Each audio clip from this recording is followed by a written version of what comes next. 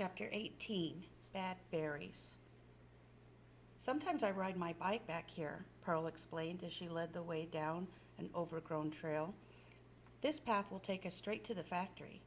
To Ben, a boy who had spent most of his life in the city and on the beach, the forest felt like an eerie place. The sun trickled through the leaves, casting weird shadows. Strange sounds rustled among the treetops. Dr. Wu's guidebook had said that Sasquatches live in the forest, and Ben could see why. If the Sasquatch stood still, it would probably look like a tree trunk and blend right in. But because it was following a girl who was feeding it chunks of chocolate, it didn't blend in at all. Go easy on the chocolate, Ben told Pearl. We can't run out before we get there.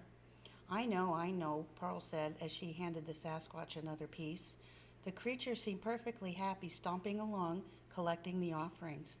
Ben was starting to get used to its nasty scent, the same way he'd gotten used to the scent of hamster droppings. You know what I don't understand, Ben said. If this thing lives in the imaginary world, then how did it get here? And where exactly is the imaginary world? When we meet Dr. Wu, let's ask her, Pearl said. You think we'll get to meet her? Sure, we've rescued the Sasquatch. The least she can do is thank us. Maybe she'll give us a cool reward. Pearl stopped walking. The Sasquatch stopped walking. Ben, who was trying to imagine what kind of reward might come from the mysterious Dr. Wu, bumped right into the Sasquatch's leg. What? Shh, Pearl hissed, a finger to her lips. The Sasquatch put a finger to its lips and repeated, shh. They'd reached the edge of the forest.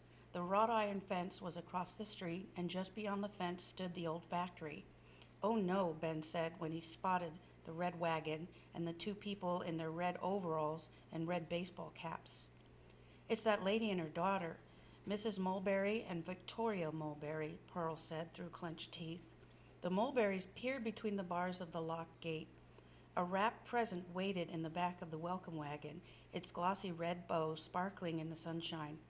While Victoria yawned, Mrs. Mulberry glanced at her watch and paced. Someone is sure to come in or out, she told her daughter.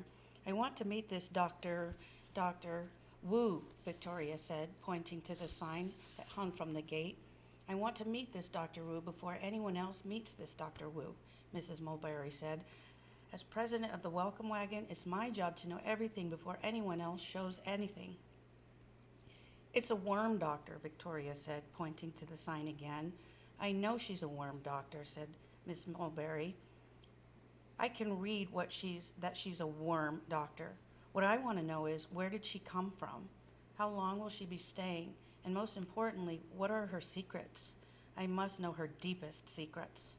You are the best at finding out secrets, Victoria said. No one else in Buttonville can find out secrets the way you can.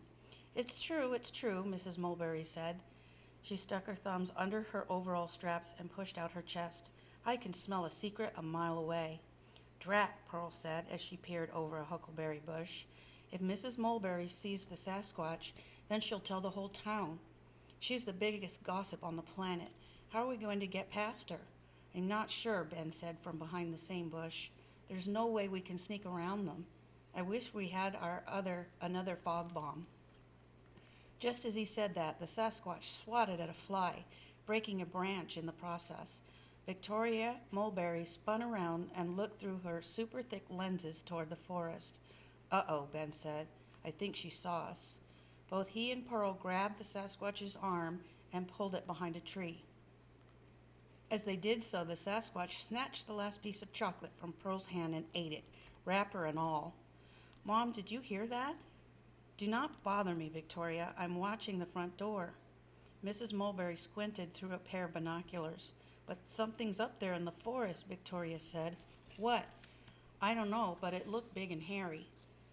Is it Dr. Wu? Mrs. Mulberry dropped her binoculars and called. Yoo-hoo, Dr. Wu, is that you? And I think I saw Pearl Petal, Victoria said. Pearl Petal, Mrs. Mulberry yanked her baseball cap off her head. Her frizzy hair shot toward the sky. We can't let that troublemaker Pearl Petal learn Dr. Wu's secrets before we learn Dr. Wu's secrets. Pearl peered around the tree. Here they come. What else do we have in that kit? What about the tranquilizer dart? We can't use that on a person, Ben said. They couldn't, could they? Besides, we only have one dart, and there are two of them. All that's left is the net. Pearl smiled wickedly. Net?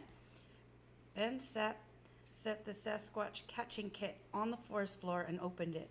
After pulling out the net, he read its instruction label. Place on ground. When the Sasquatch steps into the center, pull cord.